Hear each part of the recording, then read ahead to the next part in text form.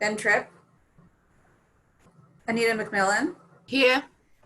Nathan McClung, Dorian Allen, Richard Osborne, Liz Belcher, Here. Nathan Sanford, Here. Dan Sonnenklar, Michael Gray, Here. and our non-voting member, Kevin Jones.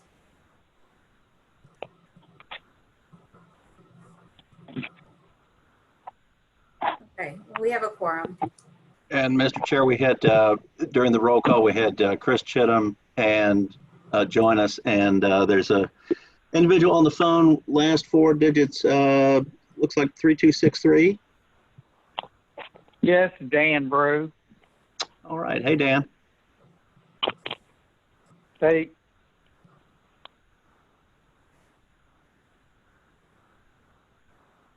And Dan Sonnenklar is on the way in. Okay. All right. Well, thank you for joining today and for doing the roll. Next up is approval of the agenda. Any questions, comments on that? If not, entertain a motion to approve. So moved, Liz Pelcher. Second, Mark Jamison. All right. We have a motion and a second. And hearing no further discussion, we can vote on that. Okay, Mariel Fowler,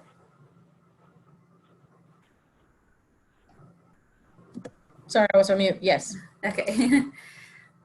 Cody Sexton, Yes. Dan Brew, yes. Megan Cronice, Yes. Will Crawford, Yes. Chris Chittum, Yes. Mark Jamison, Yes. Anita McMillan, Yes. Liz Belcher, Yes.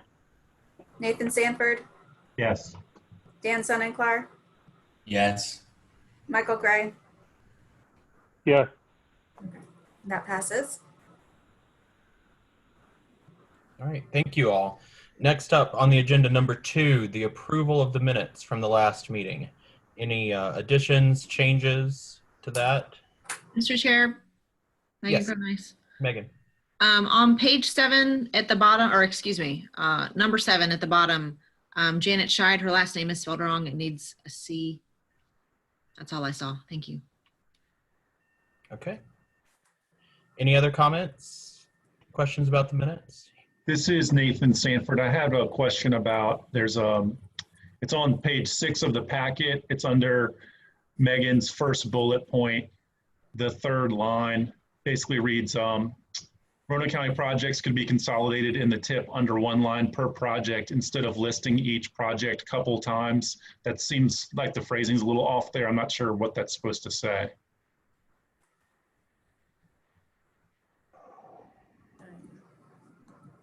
I think the intent was that there were, the intent was that there were 2 references for several different projects that had, that were being applied for STBG and the current round of Smart Scale.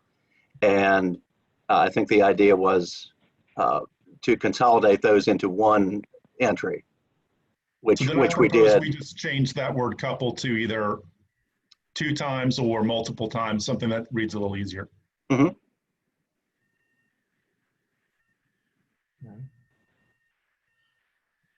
All right. Any other comments or questions about the minutes? Brian, do you see exactly where that change needs to be? Or Nathan, do you mind, I guess, Yeah, where exactly in the minutes? without pulling it up, yeah, it's a section that I put into bullets, and I'm familiar with where it is. Okay. If we can, a couple or multiple or whatever the group thinks. Okay, I'll bring it up, Nathan. You can just clarify exactly where. This is the section 5 on the minutes. Okay. Okay. That's correct. It's section 5, and then you scroll down under the first bullet point under Megan's comments, and it's the third line there. So instead of listing each project a couple times, you could say instead of listing each project multiple times. That's probably the easiest way to do it.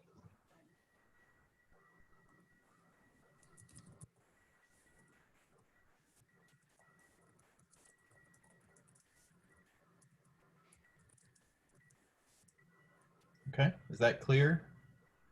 Yes. All right. All right. If there aren't any other comments, entertain a motion to approve with those changes. It's Nathan again. I move that we approve them with the changes. All right. Nathan moves. Any I'll second? second, Mr. Chair. Megan Cronice. All right. We have a motion and a second on that. There's no further discussion. We can vote. Okay. Mariel Fowler, Yes. Cody Sexton, Yes. Dan Brew, Yes. Megan Cronice, Yes. Will Crawford, Yes. Chris Chittum, Yes. Mark Jamison, Yes. Anita McMillan, Yes. Liz Belcher, Yes. Nathan Sanford, Yes. Dan Sonnenklar, Yes. Michael Gray. Yes. Okay, that passes. All right. Thank you so much. All right. Moving right along to number 3. Number 3 will actually naturally lead into number 4 because the only chairman's remarks that I have is today is my last meeting as chairman. So it has been my pleasure over the past 4 years to serve as your chairman and to learn so much right along with you all during this process. So I hope that we have celebrated the good times and have asked forgiveness and been forgiven for the bad times, and we will continue to move through. And with that, I go right into number 4 with the report from the nominating committee. And the nominating committee, with Anita and Liz's help, we have come up with the slate of Ben Tripp for chairman and Mark Jamison for vice chairman. So continues on, Ben was interested in serving from vice chair up to chair, and Mark graciously accepted that. So Christina, keep me germane on the procedure. We need to do them as a slate or separately. I believe you can do them together. Okay. So the nominating committee, I guess, has made the nomination. So that's the motion, and they have accepted the nominees, but we can, I'll entertain a motion to either do them together or separate, whatever the body desires. And Mr. Chair, we can also accept other nominations from the floor. Yes, yes. Oh, I apologize. Yeah, the nominating committee has put forward these, and so it is open for any other nominations as well.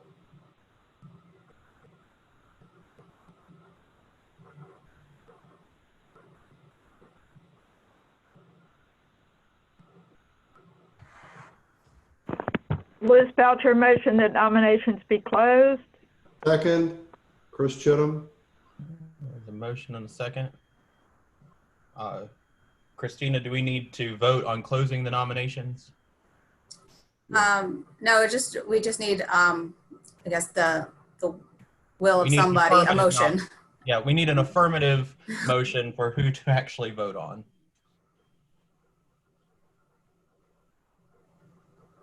Actually, it comes from nominating. You don't have to have a second on a motion from a committee. Excellent. So we have the motion from the committee for Ben Tripp from City of Salem for chairman, Mark Jamison, City of Roanoke for vice chairman. Any discussion on that nomination? All right, hearing none. Christina, take us through the vote. Mariel Fowler, Yes. Cody Sexton, Yes. Dan Brew, Yes. Megan Cronice, Yes. Will Crawford, Yes. Chris Chittum, Yes. Mark Jamison, Yes. Anita McMillan, Yes. Liz Belcher, Yes. Nathan Sanford, Yes. Dan Sinenclar, Yes. Michael Gray. Yes. Okay. And congratulations to Ben and Mark. Yeah. Congratulations to them. Thank you all once again. It has been my pleasure to serve you all as chairman for these past 4 years. And I am not going off the TTC, so I will still be a member from Botetourt, but I will be sitting in the back. Thank goodness. And I know that you all will be kind and be gentle with Ben and Mark in their new roles as well. So thank you all. Now, moving right along, number 5. Rachel, a presentation on draft congestion management process update. Thank you. And I have some slides. Excellent. Whoops, that's not the right thing. Sorry. Whoop, let me try that again. There we go. You should see traffic congestion management process. Is that what you see? Great, thank you. Okay, so we've been working on the update of the congestion management process, and you will all be seeing a draft very, very soon that we're looking forward to getting your comments and feedback on. I'll give you a little bit of background. A lot of you will probably remember this, or this will sound familiar. Our first congestion management process was adopted in 2014, and the update process really started a couple of years ago when we did an in-depth review of the 2014 document. And we were asking 2 major questions. One is the document compliant with the federal requirements? And the answer was mostly yes, but there were some gaps. And the second question is, are we doing what we said we were going to do? Are we compliant with this document that we produced? And that was less clear. So we aspired in this update to fill in the gaps, and to this update is less aspirational than the 2014 document, with more concrete actions.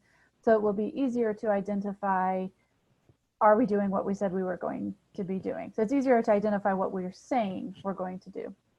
We've also introduced 2 newish areas. The last document didn't have a lot about freight. It had a little bit, and it really didn't have anything about land use. So we've tried to do more with those 2 areas. We got a lot of input into this. Most of you attended the traffic congestion workshop last year. We had the 3 focus groups: performance measures, transportation demand management, and land use. Hopefully, most if not all of you also took the survey. There were 304 participants who took the survey. We received 557 comments. And then we also, to bring in this freight piece, we actually called companies that deal with the movement of goods. So the legislation says movement of goods and people. So we were looking into the movement of goods, and we called some companies and just talked to people about that. The kind of overarching theme that we heard and that the data showed us is that the Roanoke Valley does not have much traffic congestion, and we want to keep it that way. So that was kind of the guiding principle of the document. As far as the data analysis, we started with the top 10 areas of emphasis, which were identified in the 2014 congestion management process. They were identified using public input in that process. And then we applied the data from the Probe Data Analytics Suite, which we have access to through VDOT and the I-95 Corridor Coalition.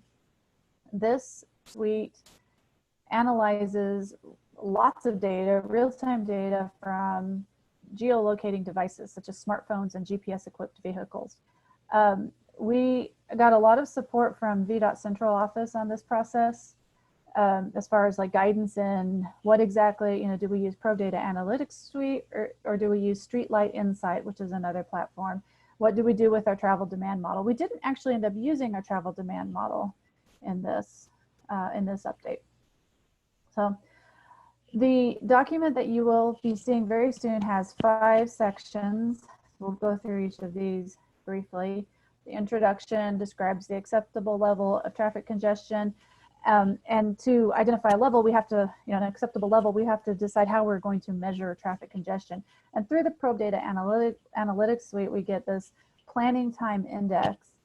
And so we decided that, and this is based on what other localities do, as well as what sort of traffic congestion we actually see in the Roanoke Valley. We decided that a planning time index of 3 during peak hours, up to 3, and 2.5 during off-peak, that we consider that acceptable. So that means a trip that normally might take 10 minutes could take up to 30 minutes during peak hours, 5% of the trips. We also sought to balance traffic congestion management with other transportation goals. And there was a question in the survey about this. We asked participants, if you had to choose, understanding that ideally we wouldn't choose, we would do one project that will do everything, but if you do have to choose, which would you prioritize, traffic flow or one of these other goals? And they prioritized environment and safety over traffic flow. About equal numbers prioritized traffic flow, the same as access, and they prioritize traffic flow as more important than economy.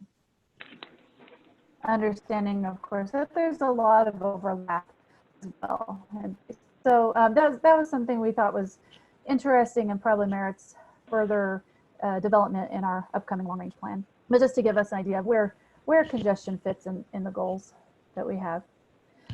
So the next section defines defines traffic congestion, starting with the congestion network. And we define the congestion network to be the roads that we have planning time index data for, meaning the roads that are in the Probe Data Analytics Suite.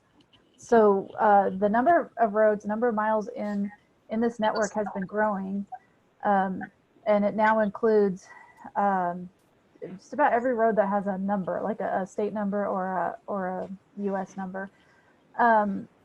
And I overlaid on this in dark green the top 10 areas of emphasis. So there is a lot of overlap between those, the top 10 areas of emphasis out of the 2014 plan and this congestion network, but there is a gap here on Gus Nix Boulevard. So using those top 10 areas, we then looked at the planning time index, and using that acceptable level of traffic congestion, we did not actually come up with any congested corridors. And so we had to sort of reduce the threshold and bring it down and down and down and down before something finally would start to light up. And it was 460 is what did finally light up. We also added I-81. I-81 was not one of the top 10 areas of emphasis. So we felt that this is kind of a critical road that this ought to be. And so we did include it. And this is the stretch that we did finally get to light up as we reduced the threshold. We also included Gus Nix Boulevard, which even though we don't have planning time index data for, because we don't know one way or the other at this point about Gus Nix Boulevard. So hopefully Gus Nix will eventually be included as part of the congestion network in the Probe Data Analytics Suite. In the survey, we asked people to rank these priority corridors. We asked them, if you could just pick the top 3 that you think should be priorities for traffic congestion management. And it was fairly consistent: Orange Avenue, Interstate 81, and this Route 419 US 220 interchange. So we also asked people to drag dots where they experience delays in traffic, and that's the red dots in this, and you can see this lines up fairly well with the priority corridors, maybe not perfectly well, so that's something we might look into in the future.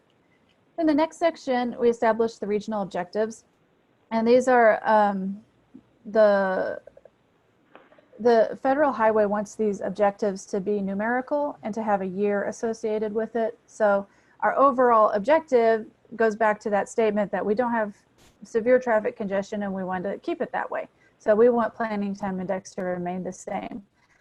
But recognizing that land use is probably the most significant tool that we have to exert any control over traffic congestion, we want to develop some metrics that we could use, our valley can use to assess land use practices. That's not developed in this document, so this is something we'll be working on probably over the next couple of years.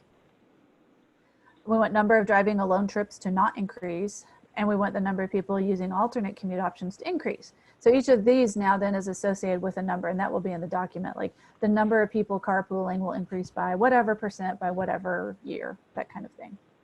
And then investments in transit, bicycling, and walking. So the biggest chunk of this document is in the strategies. So we want to make driving alone less convenient feeling, and we feel like we could do that through land use. But that's a more long-term thing. That's not something that can take effect right away. We want to make alternatives to driving alone possible as well as convenient and appealing, and we do that through transportation demand management and then through operations and infrastructure to improve transit and walking and bicycling.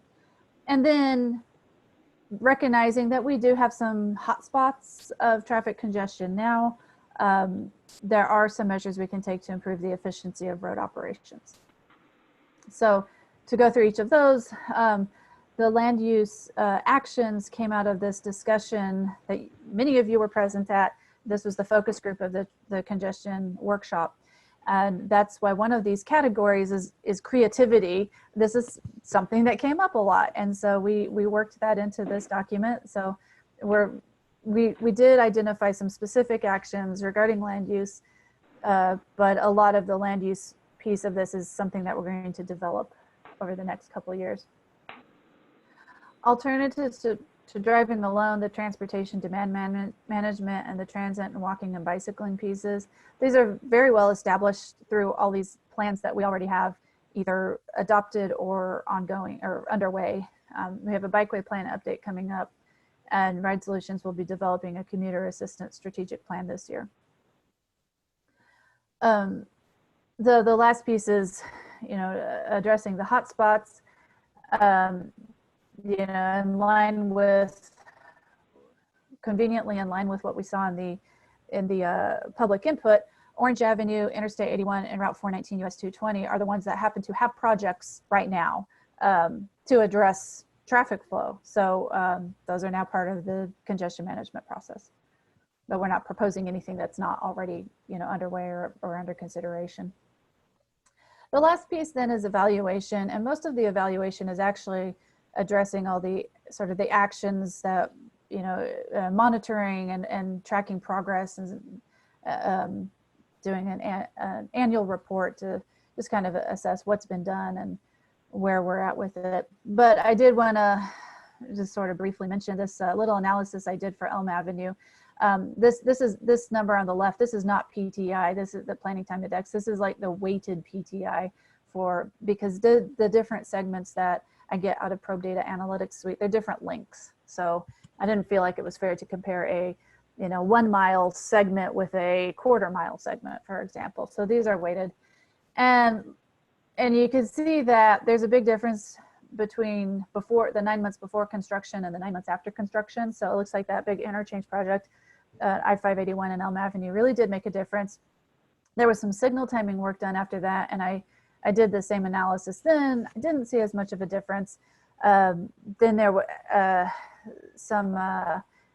I tried to kind of pick like the same amount of time, and it ended up being less than a year. It was like a 9 month period before and a 9 month period after. So then another 9 month period after signal timing, though they had also just done some lane reconfiguration there. So I would be interested in looking at a 9 month period after that. Unfortunately, there's been like a pandemic, so I'm not sure I actually have a full 9 months to work with, but I could probably extend that out analysis a little bit. But anyway, that's the sort of thing that we could be looking at when if we're going to do a project to address traffic flow and capacity, we could do this analysis and say, well, did we actually get the results we were hoping for? That might be worth doing.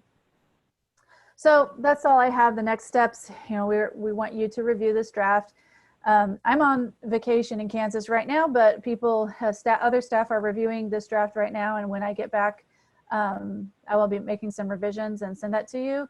I look forward to your comments and feedback. I think you'll have a lot of good input to make this document a stronger document, to make it something useful, something that can really be helpful to the region and not just, go on a shelf or check a box, but something we can really use, then of course there will be a public comment period and a public hearing. And that's all I have. Thank you so much, Rachel, for that. And I'll open the floor for any questions that folks may have for you. And I'm glad to see that y'all are embracing remote work and you are joining us from Kansas.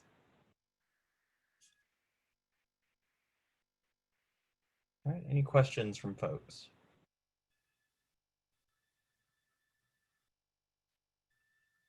Wow, Rachel, it's a record. Of course, if you have any questions following up for Rachel, feel free to email her, I guess, or anyone else on staff. But thank you so much for the presentation, and thanks for all the work that you've done on that. I know, I having lived in Northern Virginia, I tend to agree that we don't probably truly have congestion, but the congestion we have, we don't like, and we don't want any more of it. So thanks so much. All right. Moving right along, number 6, overview of major planning efforts for the coming fiscal year. So Christina, I guess you kick it off and then go to anyone else. Thank you. Yes, I will kick this off. So as I put into the staff report, we have the long-range plan, which is an ongoing effort. We have something going on with constantly, and as you heard about the congestion management process, that's certainly something that's going to be brought into the long-range plan. And so there's always something going on with it. And in the staff report, you saw there are a number of other things going on this coming fiscal year that will probably also bleed into next fiscal year that we wanted to just touch on because they're all interrelated. And so some of you may have seen this a few years ago when we first shared it with the board. This describes the performance-based planning and programming process. So if you start at the bottom, there are tons of different plans, studies that we do, localities do, modal agencies do, and how do all of those feed off of each other, complement each other, support each other. It really all kind of feeds into this long-range plan process.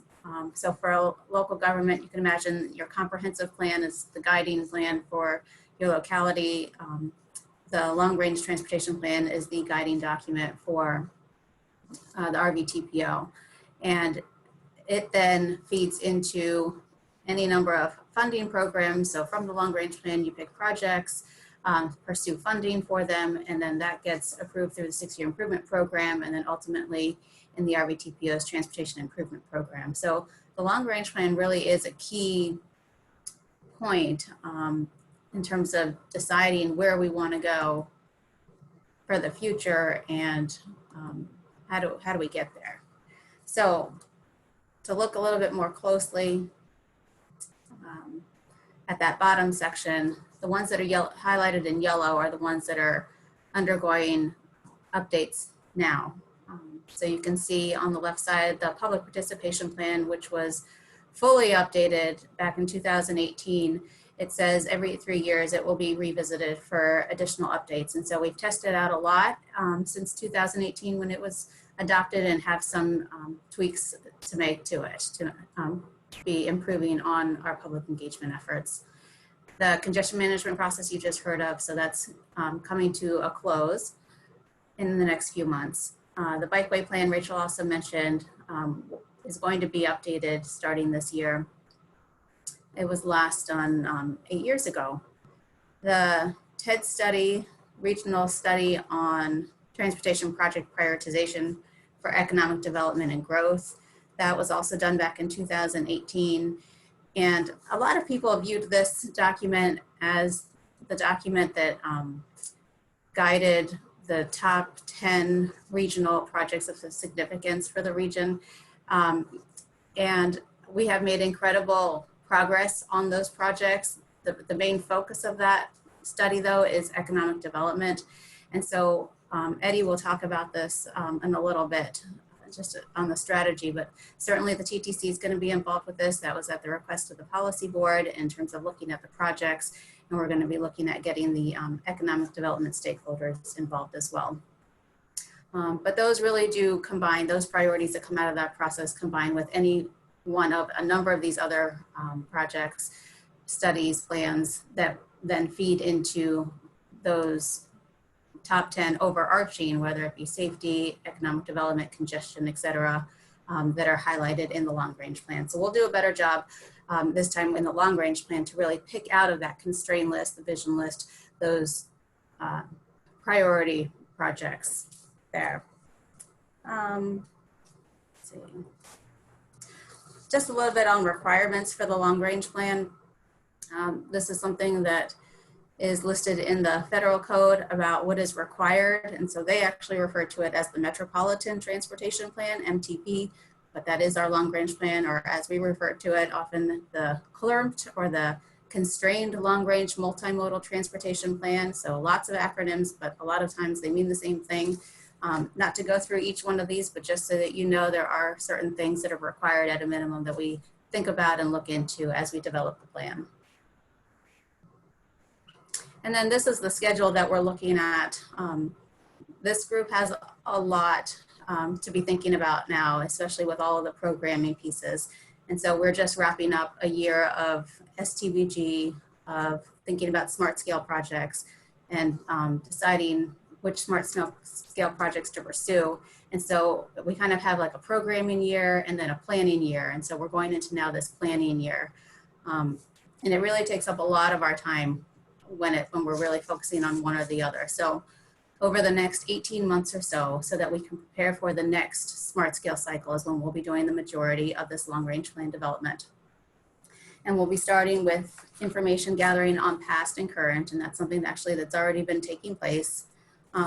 You'll remember actually last summer, you all reviewed the 2045 study area boundary, and the board reviewed that and approved that. So we already have that in place. We've also been working with the VDOT Central Office modeling group, as well as their consultant, in getting the base year set up. So that's a 2019 base year for our model, and then looking out to the 2045 year. And many of you have already been in touch with Matt Miller of our office to look at those population and employment projections. So this is a continuous process. So lots of things are already feeding it. So for example, like the pedestrian plan, we don't need to go back and redo that. It's already something that's feeding the process. Same with other plans that were shown not in yellow on that flow chart. So one thing that you also did last year was you discussed heavily about public input and where public input was valued, where you would like to see public input. And after reviewing how other MPOs solicit public input on their long range plans, you all decided that really we just want to hear from citizens about what are the problems, what are those needs that they're experiencing now, and then hear from them during the final plan to review that. So that's what we're planning on doing. So in this first section, a little bit more about what we will be doing, what we are doing, reviewing past transportation improvement programs to see what projects have been done, as well as past long range plans, 2035, and then maybe also 2040 plan, to look at those priorities, project investments, goals, and accomplishments, and how well have we done on those. We'll also be identifying the demographic distributions, land use and development density. We'll be looking specifically into problems related to safety, congestion, and access, and some of that's already been done, so kind of combing through those plans again. And that'll be a staff-led effort that we plan to have wrapped up around September. Then going into the next box of identifying current and perceived future needs. Again, that'll be a staff effort where we'll be looking through lots, and I think Rachel has compiled at least 47 past regional and local plans to see what do they say about problems in our transportation network, so that we don't have to do start from ground zero of getting public input. But we'll be looking at what are the gaps in what those plans have not covered, and then soliciting public input to complement the input that's already been received from previous efforts. And that citizen input, we really want to be combining that outreach effort with these other planning efforts that are going on. So Matt's going to be leading the rural long-range plan update, which will follow the same schedule as this plan and generally the same process. The TID study, that's really going to be the business outreach. The Bikeway Plan that Rachel's doing, and then Jeremy will be doing the Commuter Assistance Strategic Plan. So rather than trying to grab citizens for one or another, we're really going to try to combine that effort so that we can just gather people's input all at once rather than confusing them about, well, I already did a survey about this, or how is this related to that? So hopefully it'll be clear to folks and we can get really good input. Next, the third step, we'll be reflecting on where we've been and where we are today. And that's really where we come back to you and to the policy board and share that information that we've been gathering, what we've heard from citizens. By that point, we'll also have a consultant on board who will be helping us with this process. And that's where we go into step 4, which is setting the vision and goals for the state of transportation in 2045. So that'll take place over the winter. And we'll also consider what the 2040 plan had said, what our VTrans statewide plan says about the state of transportation in the future, as well as the Livable Roanoke Valley Plan and others. All right, in the middle of the slide here, it talks about defining factors to consider as we work toward accomplishing the region's vision. So certainly all of the future population and employment growth that we see happening, looking at the results of the travel demand modeling effort, and then other things that we might get from our consultant, we might get from the citizens, what you think, what are those things that we need to be thinking about as we look towards accomplishing that vision. All right, then number 6 is confirming the objectives and the performance measures and targets. So as you know, we're regularly looking at performance measures. The TPO has adopted the measures that are required from the feds, and we're constantly updating targets as those are needed. And so looking back at what are those performance measures, can we state them in clear language that's understandable to people, for citizens. So that's really where the objectives comes in, that link between the objectives and the performance measures. And then from there, going to the last row, the first box there is exploring solutions to meet problems of today, and then preparing for the needs of the future. And that goes back to this framework for prioritization that the TPO approved a few years ago, where you have, you identify a problem or a need, and there are lots of solutions that could be pursued to meet that problem.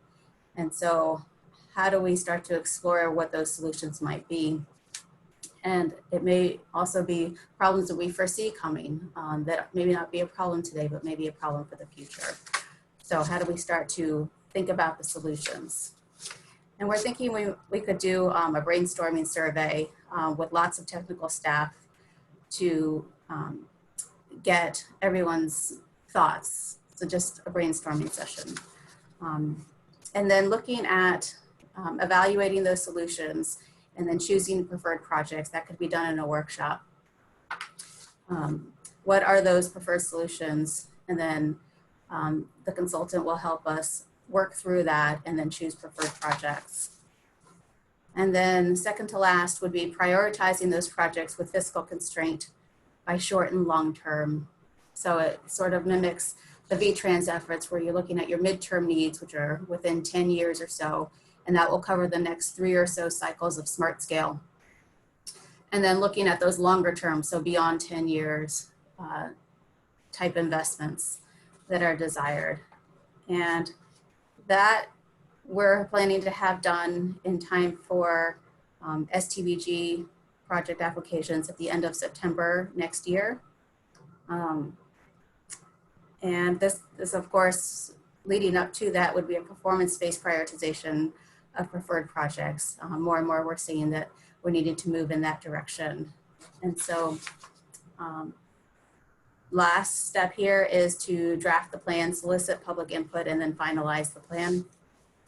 Smart scale pre-applications would be due in March 2022. And so the intent would be to have some of this drafted so that it will help inform both the STBG and the smart scale project selections, and then finalizing the plan following that. So the long range plan is due by the end of summer 2022.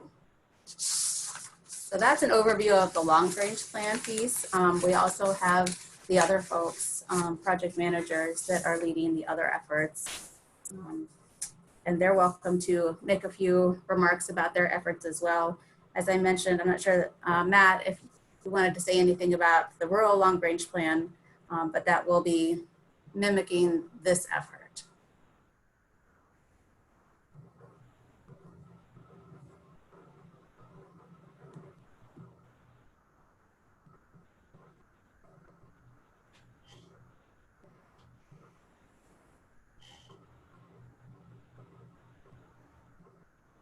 Matt, are you there? Did you want to say anything extra about the rural long range plan?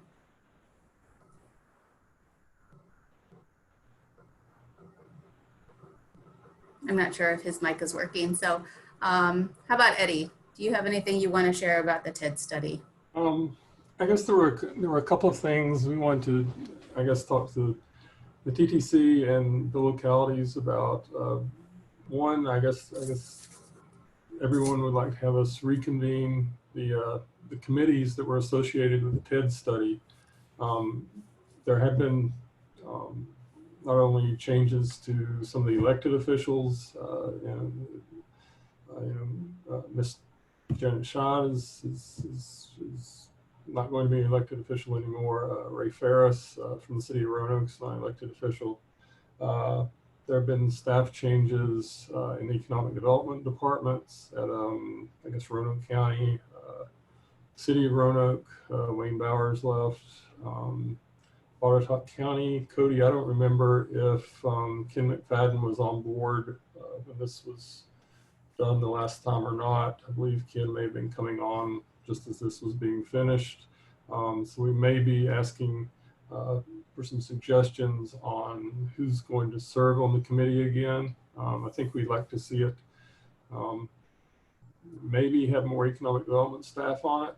We'll leave that up to you all to decide that, just so that they can, maybe so economic development staff can identify what they believe the needs are, maybe offer some solutions, bring it back to the transportation folks to see what's realistic or feasible to do after we see some of those needs and solutions.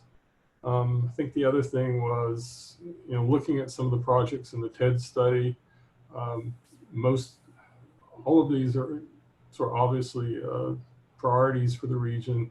In general, transportation needs, I-81, things, widening Orange Avenue should provide a benefit not only for economic development, but also for commuters, tourists, freight, all of that.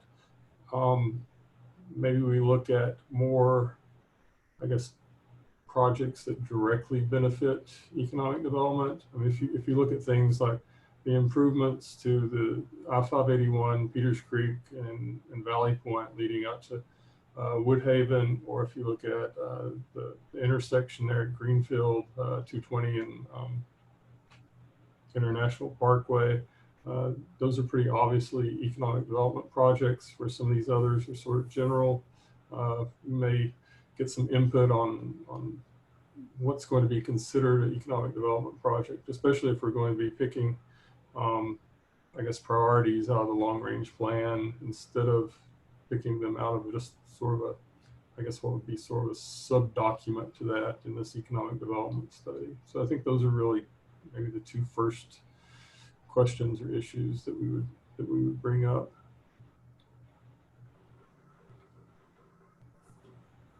All right. How about Rachel? Do you want to share anything with the group about Bikeway Plan and Public Participation Plan.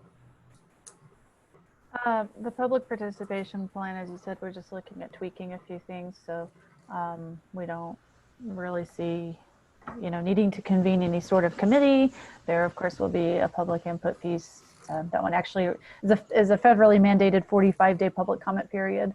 And the Bikeway Plan, I'm hoping to sort of minimize the number of committee meetings going to be involved in that. So I'm looking more toward meeting with folks individually, virtually, probably for the most part. So I'll be talking with a lot of you. I'll be contacting you individually, but I'm kind of wanting to not have to schedule meetings around everybody's schedules, but just sort of talk with you individually. And then the Bikeped Committee would, we expect that they'll be pretty involved with that. I mean, obviously they are not a committee of the RVTPO, but we anticipate that the individuals in that committee would have be able to help a lot with this effort. Thanks, Rachel. And then Rachel, this Jeremy. Go ahead, Liz. Do you have a question? Yes. As you know, Amanda was very involved in the Greenway Plan, and she worked really hard on what we call the connectivity piece of the linkages that were needed to tie some of the on-road facilities to the greenways. And so I would hope that she would be involved in the Bikeway Plan, because she did a lot of that mapping and a lot of that working with localities on how they wanted to connect multimodal centers to the Greenway network. And that involves a lot of the bike facilities. So it seems like there should be some, some coordination with the Bikeway Plan, because a lot of that stuff that she worked on was the on-street components that would provide that connectivity. Thank you. Yeah, there's definitely some overlap there with the Greenway Plan, and that'll be important to incorporate into this. And I would hope that the Greenway Commission, of course, a lot of the staff who are on the Greenway Commission are the people that I will be, talking to individually, but I'm hoping that the Greenway Commission might also be able to give some input into this. Okay, and then the last plan that we wanted to update you on, just how our plans will be coordinated, is the Commuter Assistance Strategic Plan. So Jeremy will be managing that effort. So the Commuter Assistance Program Strategic Plan is a new planning effort that DRPT is requiring from all the state TDM programs. We've gone through some kind of long range or strategic planning process in the past, but this is going to be a kind of a new coordinated and formalized process. That will be a 6-year plan, and what we're really hoping to tie it very closely to all the other planning efforts that are going on, so that we'll be looking at the Bikeway, the long range transportation plan, TED study, things like that, and seeing where the commuter assistance program will need to put in resources, develop new services or programs in response to the needs we see coming through those efforts. It's primarily a financial strategy and marketing plan for what the commuter assistance program or ride solutions will be expected to do, and the resources we'll need from DRPT to accomplish that.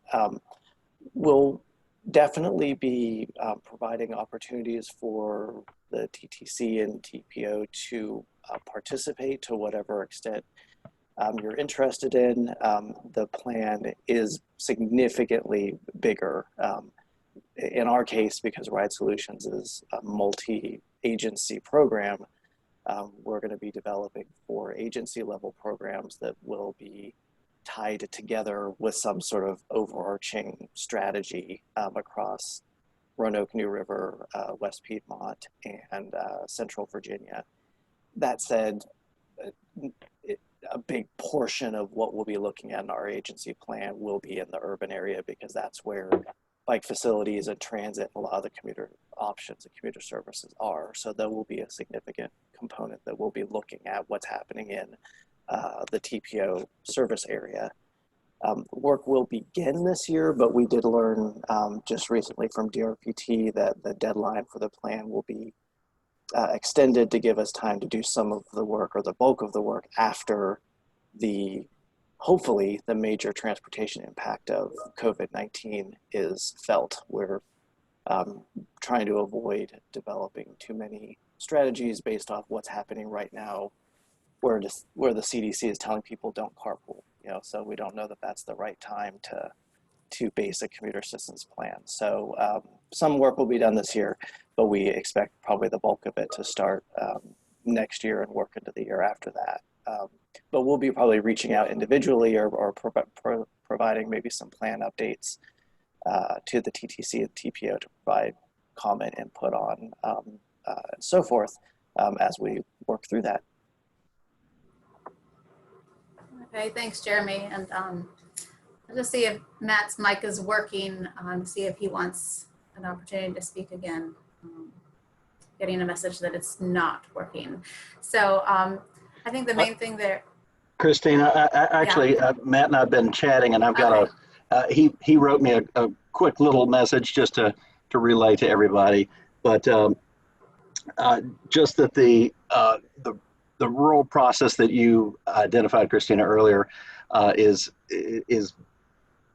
going to match what you mentioned, and there will be a separate committee. And so for the overlapping localities, Botetourt and Roanoke counties, Matt just kind of wants to get you all to kind of start thinking about who would like to participate on those committees or that committee. Thanks for being Matt's voice there, Brian. Yeah. A little different today. All right. Well, yeah, we just wanted to update you as we get into those efforts. Some things have already been underway, as you can see, but just wanted to give you that heads up of what's going to be going on over the next 1.5 to 2 years. So that's all I have, Cody. All right. Well, thank you so much, especially for the comprehensive view, because I know that has always been one of my biggest sort of learning curves, steepest learning curves as chairman, was figuring out when to do what when. And so thank you for laying that out and for including all that information. And I know lots of interest in lots of these programs, especially as more and more, as you mentioned, the programming side of the house is becoming more reliant on the planning side of the house. So they're not just sort of functioning in vacuum. So thank you all, and thank you to all the staff for helping to put that together. So it looks like, let me pull up my agenda. So is there any other business that we need to attend to? And I will lump that in with number 8, any comments by the members or the citizens? If we have any citizens here. All right. Well, hearing none, I want to thank you all once again. It has been a pleasure being your chairman. Thank you all for coming to the meeting today. And I wish Ben and Mark the best of luck moving in, and we will see each other next week, or sorry, next month. Not next week. Thank goodness.